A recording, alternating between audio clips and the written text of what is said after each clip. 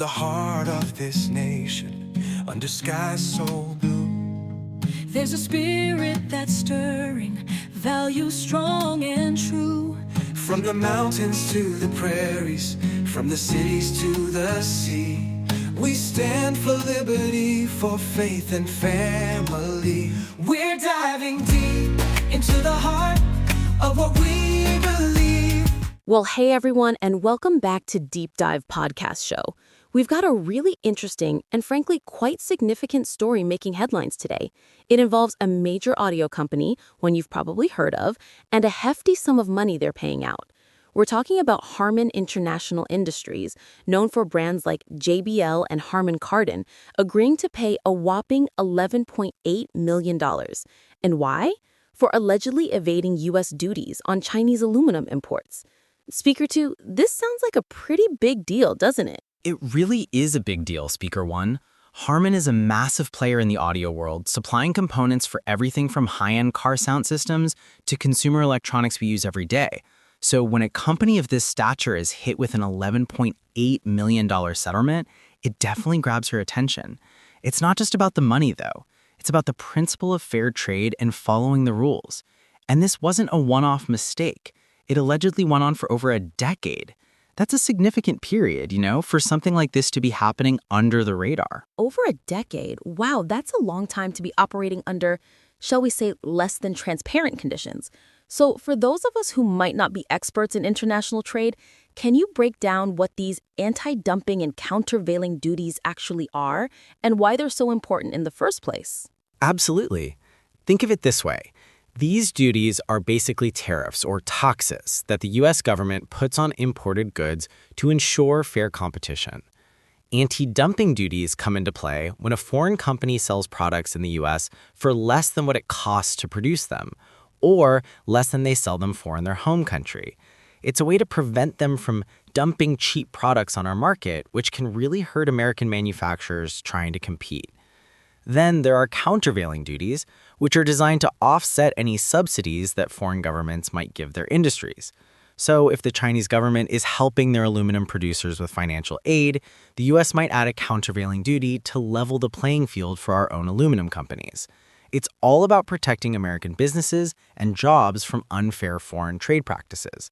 Without these duties, our domestic industries could be severely undercut, leading to job losses and economic strain. That makes a lot of sense. It's about creating a level playing field, like you said.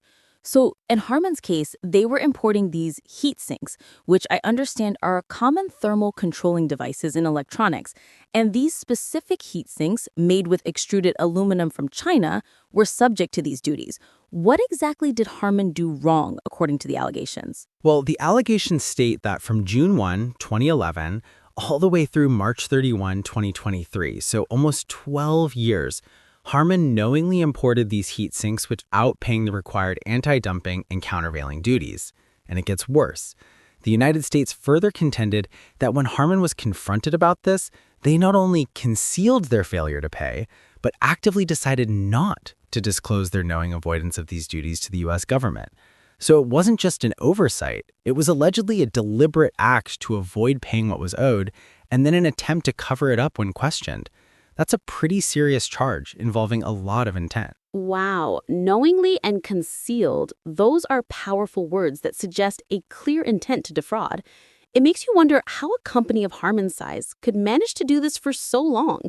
And it wasn't just a small amount. We're talking about a multi-million-dollar settlement. So how did this whole situation finally come to light? Was it a routine audit or something else entirely? That's an excellent question, and it highlights a crucial aspect of these types of cases. The allegations actually arose from a whistleblower lawsuit. This is where the False Claims Act comes into play, a really powerful piece of legislation that permits private parties to file a lawsuit on behalf of the United States. If the government then recovers money, the whistleblower, the person who brought the information forward, gets a portion of that recovery. In this specific case, the lawsuit was captioned United States ex rel. Jezreel Mitre versus Harman International Industries. And the whistleblower, Jezreel Mitre, is set to receive a substantial reward, $2,302,877.46 of the settlement proceeds. That's a significant incentive for individuals with inside knowledge to come forward and report fraud, which is so vital for holding companies accountable. That's incredible. So a whistleblower was instrumental in uncovering this? It really shows the importance of that False Claims Act, doesn't it? Without people like Jezreel Mitre, these kinds of evasions could go on for even longer. What was the reaction from the government agencies involved in the settlement? I imagine they were pretty pleased with this outcome. Absolutely, Speaker One. The government agencies were quite vocal about the settlement, underscoring their commitment to upholding trade laws. United States Attorney Gorgon stated, and I quote, "For more than a decade, Harman knowingly evaded duties designed to prevent unfair foreign subsidies and trade practices. But we will use the law to protect our American companies against cheaters.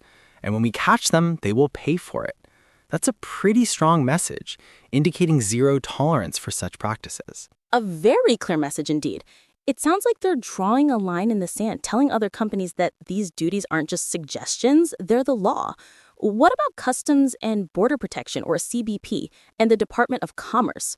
What did they have to say? Well, Acting Executive Assistant Commissioner Susan S. Thomas of CBP's Office of Trade emphasized CBP's critical role, stating, "This case underscores CBP's commitment to enforcing the customs and trade laws and ensuring the protection of revenue to promote U.S. economic security."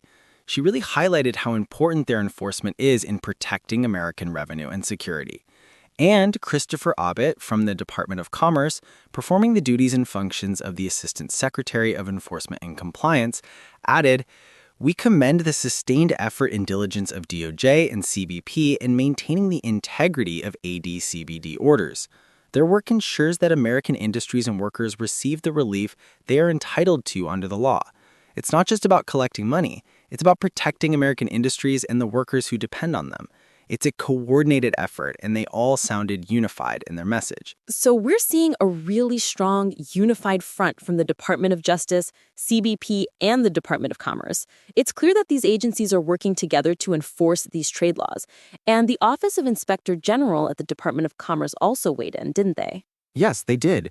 Acting Special Agent in Charge Laura Barseski of the U.S. Department of Commerce Office of Inspector General reiterated this sentiment, saying, "This settlement reflects the strong partnership between the Department of Commerce, OIG, our law enforcement partners, and the Department of Justice to ensure the integrity of U.S. trade laws and hold companies accountable when they circumvent duties designed to protect American industries." She further emphasized, "We will continue to work together to uphold integrity in public service." It really paints a picture of multiple layers of government oversight committed to ensuring fair play in international trade. They're not just sitting back, they're actively pursuing these cases, and it's a robust system with various checkpoints and enforcement mechanisms. That's reassuring to hear that there are so many eyes on these trade practices. What do you think this settlement and the strong statements from these officials signifies for other companies that might be considering or are currently involved in similar activities? This settlement serves as a very stark warning. It tells other companies that the U.S. government is serious about enforcing trade laws and that evading duties, especially for such an extended period and with alleged concealment, will not be unpunished.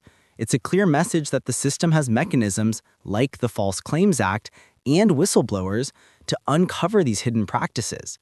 For American companies, it means a slightly more level playing field because their competitors won't be able to gain an unfair advantage by simply sidestepping duties. And for consumers, ultimately it's about ensuring a fair and competitive marketplace.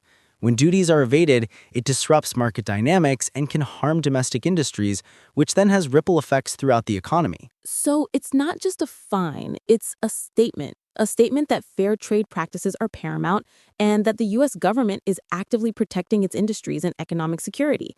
And for anyone out there who might know of similar fraudulent activities, the government has made it clear they want to hear from you. Exactly. The pursuit of this matter really does illustrate the government's emphasis on combating fraud, waste, and abuse. They even provide a way for potential customs fraud to be reported confidentially.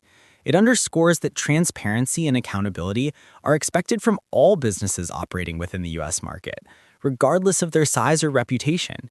It's about sending a clear signal that there are consequences for undermining fair trade, and that vigilant enforcement, backed by whistleblower incentives, is a powerful tool to maintain the integrity of our economic system. A powerful reminder for everyone involved in international trade. Thank you, Speaker 2, for breaking down such a complex but important story for us today. It really highlights the vital role of trade laws and the agencies that enforce them. My pleasure, Speaker 1. It's definitely a story with broad implications.